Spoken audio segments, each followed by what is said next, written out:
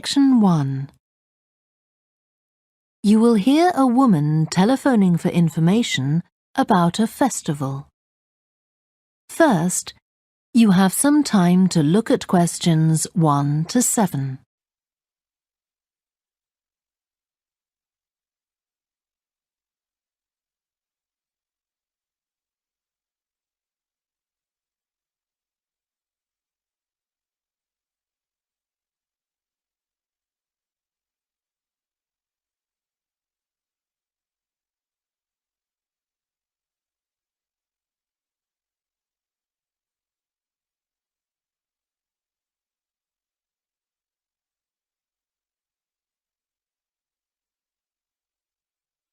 You will see that there is an example that has been done for you. On this occasion only, the conversation relating to this will be played first. Good morning, Stretton Festival box office. How can I help you? Oh, hello. My family and I are on holiday in the area and we've seen some posters about the festival this week. Could you tell me about some of the events, please? Of course. First of all, are there still tickets available for the jazz band on Saturday? There are, but only £15. The £12 seats have all been sold. The man says that tickets are available for £15, so 15 has been written in the space. Now we shall begin. You should answer the questions as you listen because you will not hear the recording a second time. Listen carefully and answer questions 1 to 7. Good morning, Stretton Festival box office. How can I help you? Oh, hello. My family and I are on holiday in the area and we've seen some posters about the festival this week. Could you tell me about some of the events, please? Of course. First of all, are there still tickets available for the jazz band on Saturday? There are, but only £15. The £12 seats have all been sold.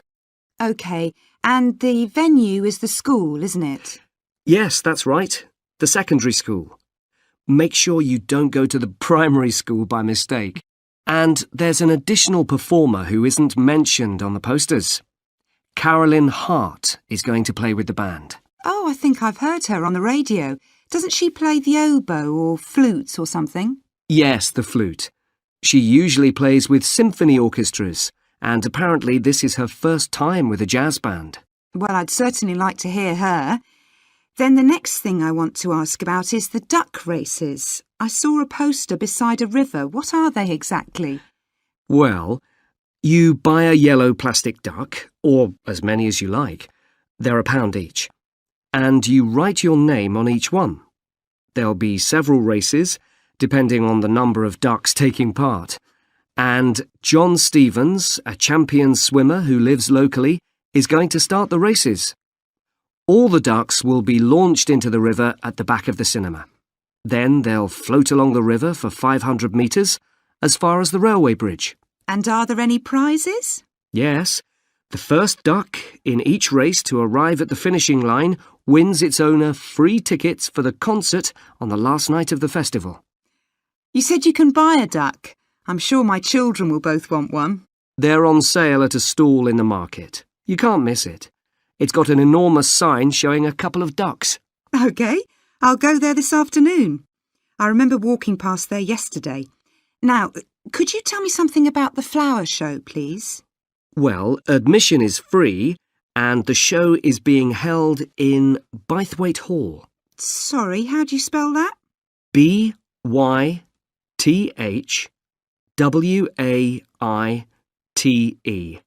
Bythwaite.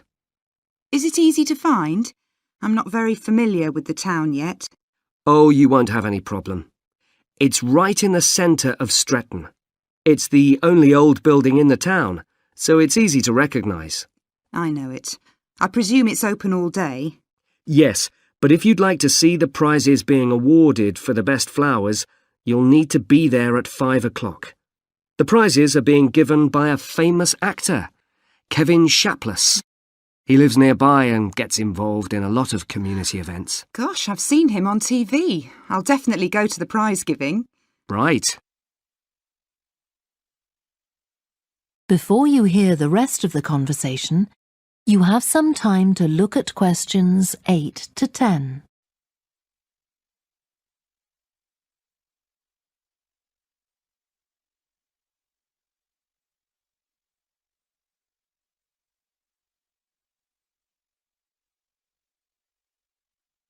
Now listen and answer questions 8 to 10. I've seen a list of plays that are being performed this week, and I'd like to know which are suitable for my children and which ones my husband and I might go to. How old are your children? 5 and 7. What about The Mystery of Muldoon? That's aimed at 5 to 10-year-olds. So if I take my children, I can expect them to enjoy it more than I do? I think so. If you'd like something for yourself and your husband and leave your children with a babysitter, you might like to see Fire and Flood. It's about events that really happened in Stretton 200 years ago, and children might find it rather frightening. Oh, thanks for the warning. And finally, what about Silly Sailor? That's a comedy, and it's for young and old. In fact, it won an award in the Stretton Drama Festival a couple of months ago. OK. Well, goodbye and thanks for all the information. I'm looking forward to the festival. Goodbye. That is the end of section 1. You now have half a minute to check your answers.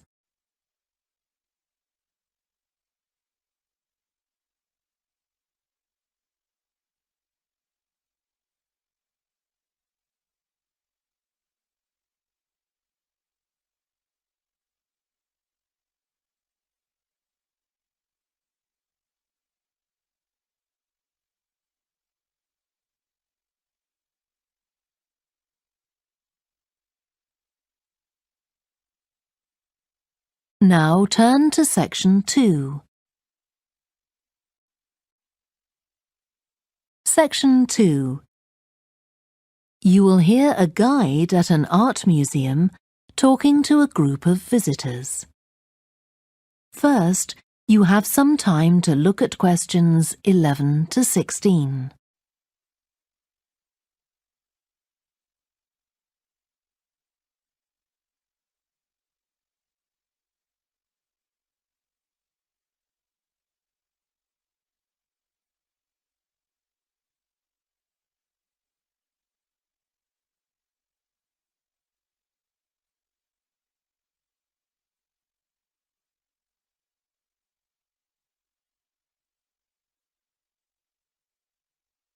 Now listen carefully and answer questions 11 to 16. Good morning and welcome to the museum, one with a remarkable range of exhibits which I'm sure you'll enjoy. My name's Greg and I'll tell you about the various collections as we go around. But before we go, let me just give you a taste of what we have here. Well, for one thing, we have a fine collection of 20th and 21st century paintings, many by very well-known artists. I'm sure you'll recognize several of the paintings. This is the gallery that attracts the largest number of visitors, so it's best to go in early in the day before the crowds arrive. Then there are the 19th century paintings. The museum was opened in the middle of that century, and several of the artists each donated one work to get the museum started, as it were. So they're of special interest to us. We feel closer to them than to other works. The Sculpture Gallery has a number of fine exhibits, but I'm afraid it's currently closed for refurbishment. You'll need to come back next year to see it properly, but a number of the sculptures have been moved to other parts of the museum. Around the World is a temporary exhibition. You've probably seen something about it on TV or in the newspapers. It's created a great deal of interest because it presents objects from every continent and many countries and provides information about their social context, why they were made, who for, and so on. Then there's the collection of coins. This is what you might call a focused specialist collection, because all the coins come from this country and were produced between 2,000 and 1,000 years ago. And many of them were discovered by ordinary people digging their gardens and donated to the museum. All our porcelain and glass was left to the museum by its founder when he died in 1878, and in the terms of his will, we're not allowed to add anything to that collection. He believed it was perfect in itself, and we don't see any reason to disagree. Before you hear the rest of the talk, you have some time to look at questions 17 to 20.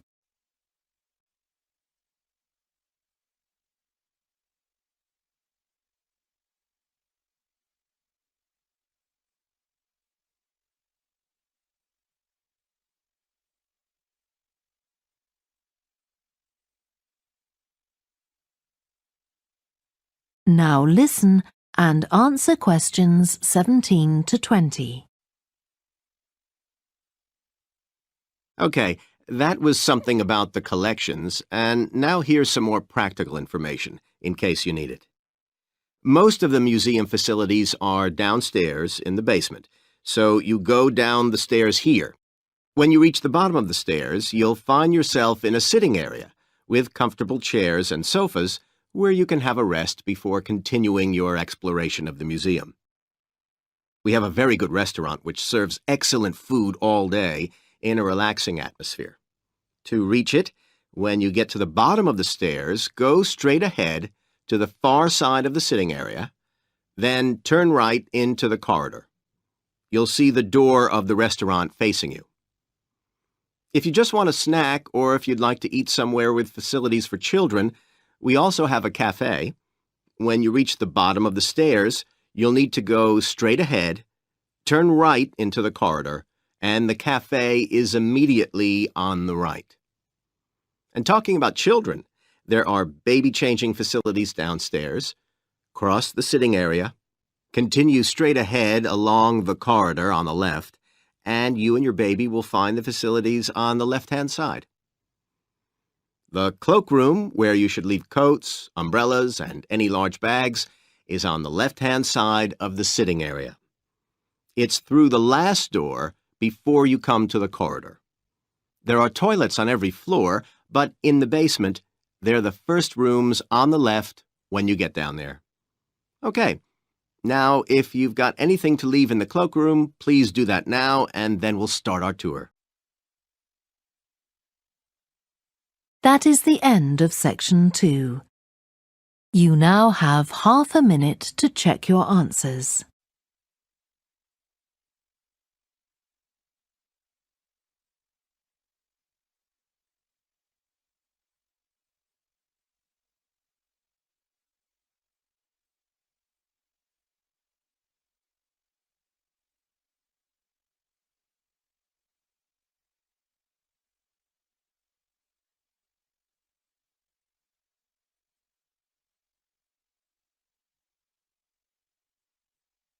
Now turn to section 3. Section 3. You will hear a student called Joanna talking to her new supervisor about some research she has done on psychology and music. First, you have some time to look at questions 21 to 26.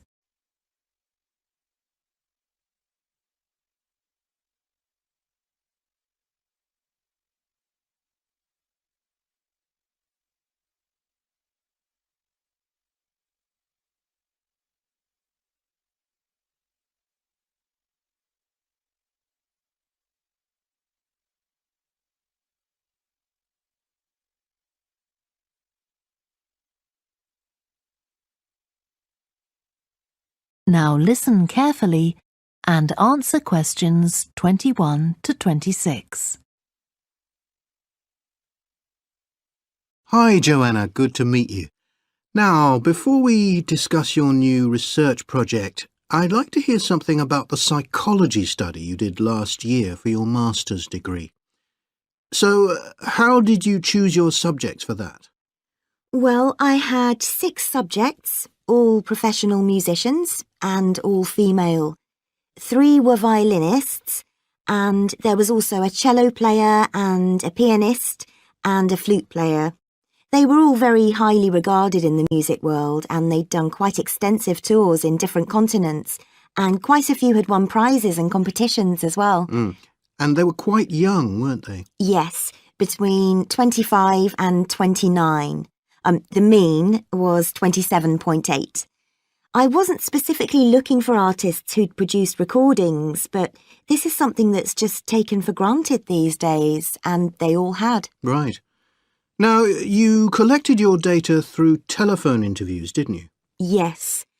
I realised if I was going to interview leading musicians, it'd only be possible over the phone because they're so busy. I recorded them using a telephone recording adapter. I'd been worried about the quality, but it worked out all right. I managed at least a 30-minute interview with each subject, sometimes longer. Did doing it on the phone make it more stressful? I'd thought it might.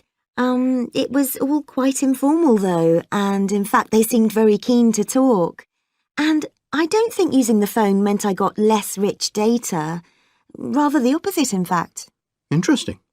And you were looking at how performers dress for concert performances? That's right. My research investigated the way players see their role as a musician and how this is linked to the type of clothing they decide to wear. But that focus didn't emerge immediately. When I started, I was more interested in trying to investigate the impact of what was worn on those listening, and also whether someone like a violinist might adopt a different style of clothing from, say, someone playing the flute or the trumpet. It's interesting that the choice of dress is up to the individual, isn't it? Yes, you'd expect there to be rules about it in orchestras, but that's quite rare. Before you hear the rest of the discussion, you have some time to look at questions 27 to 30.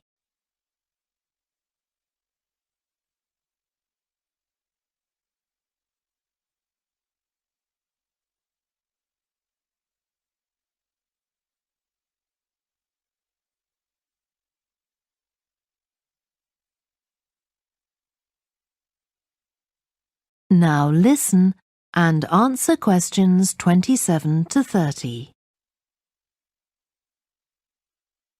You only had women performers in your study. Was that because male musicians are less worried about fashion? I think a lot of the men are very much influenced by fashion, but in social terms, the choices they have are more limited. They'd really upset audiences if they strayed away from quite narrow boundaries. Now, popular music has quite different expectations.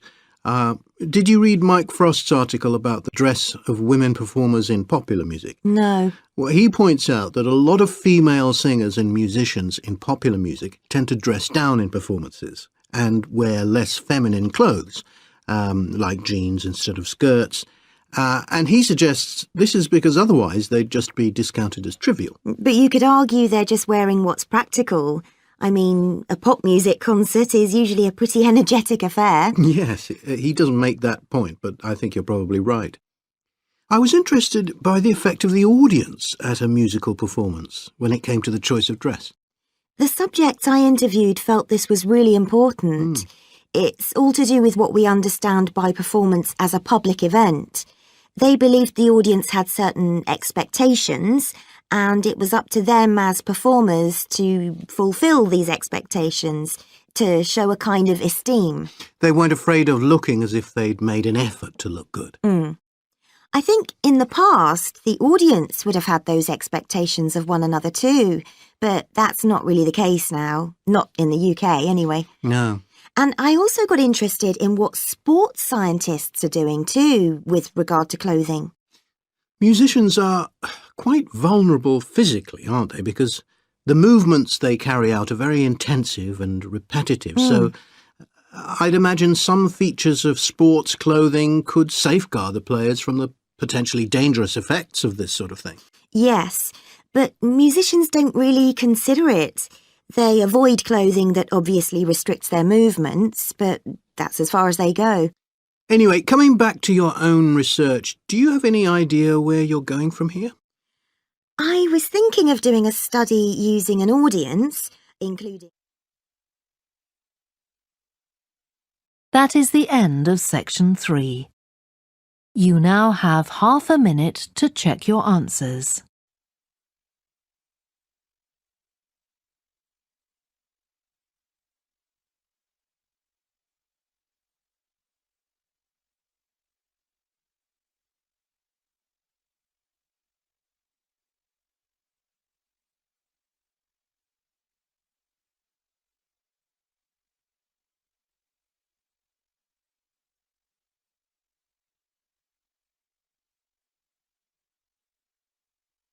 Now turn to section 4. Section 4. You will hear part of a lecture about a way of reducing the amount of carbon dioxide in the atmosphere. First, you have some time to look at questions 31 to 40.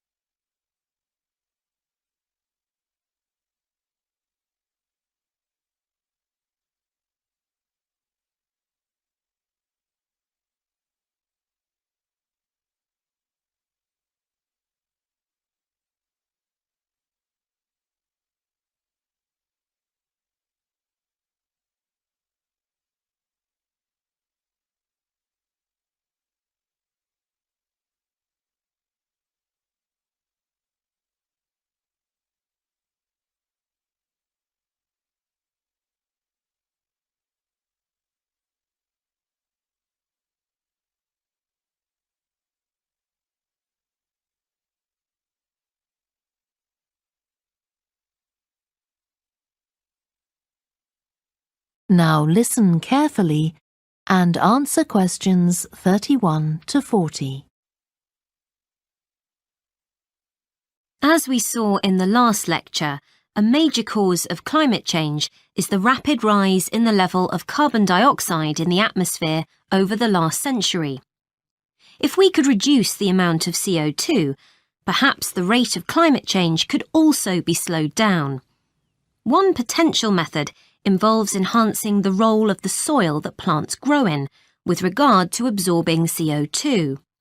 Ratan Lal, a soil scientist from Ohio State University in the USA, claims that the world's agricultural soils could potentially absorb 13% of the carbon dioxide in the atmosphere, the equivalent of the amount released in the last 30 years, and research is going on into how this might be achieved. Lal first came to the idea that soil might be valuable in this way, not through an interest in climate change, but rather out of concern for the land itself and the people dependent on it. Carbon-rich soil is dark, crumbly and fertile and retains some water.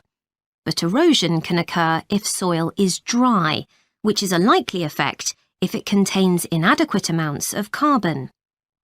Erosion is of course bad for people trying to grow crops or breed animals on that terrain. In the 1970s and 80s, Lal was studying soils in Africa so devoid of organic matter that the ground had become extremely hard, like cement. There he met a pioneer in the study of global warming who suggested that carbon from the soil had moved into the atmosphere.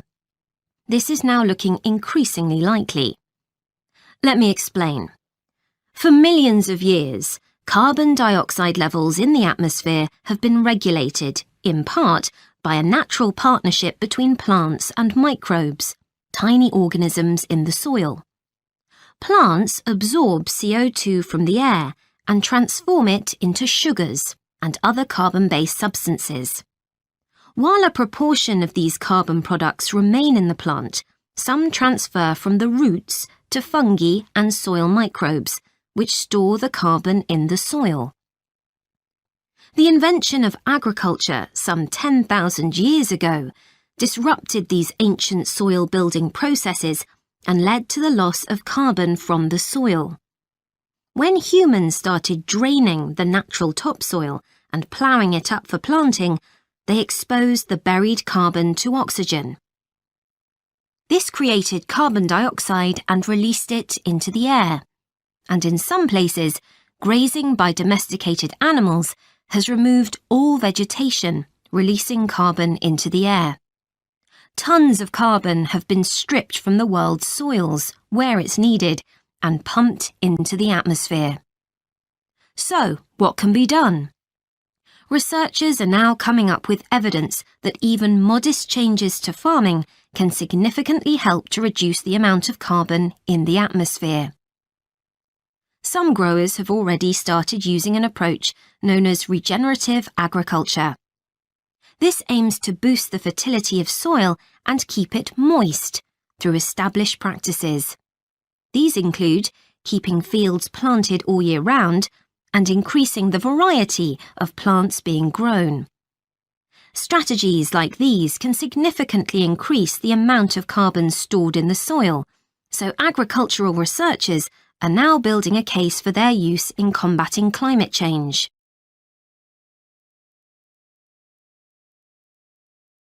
One American investigation into the potential for storing CO2 on agricultural lands is taking place in California. Soil scientist Wendy Silver of the University of California, Berkeley, is conducting a first-of-its-kind study on a large cattle farm in the state. She and her students are testing the effects on carbon storage of the compost that is created from waste, both agricultural, including manure and corn stalks, and waste produced in gardens, such as leaves, branches, and lawn trimmings. In Australia, soil ecologist Christine Jones is testing another promising soil enrichment strategy. Jones and 12 farmers are working to build up soil carbon by cultivating grasses that stay green all year round. Like composting, the approach has already been proved experimentally. Jones now hopes to show that it can be applied on working farms and that the resulting carbon capture can be accurately measured. It's hoped in the future that projects such as these will demonstrate the role that farmers and other land managers can play in reducing the harmful effects of greenhouse gases. For example, in countries like the United States, where most farming operations use large applications of fertilizer, changing such long-standing habits will require a change of system. Ratan Lal argues that farmers should receive payment, not just for the corn or beef they produce, but also for the carbon they can store in their soil. Another study being carried out. That is the end of section 4. You now have half a minute to check your answers.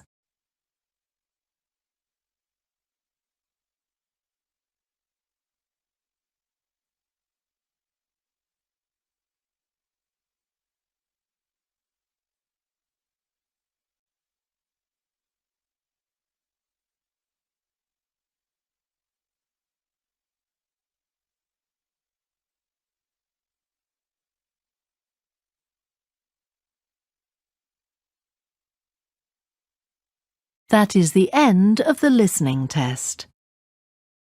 You now have 10 minutes to transfer your answers to the answer sheet. Please stop writing and wait for your question booklet to be collected.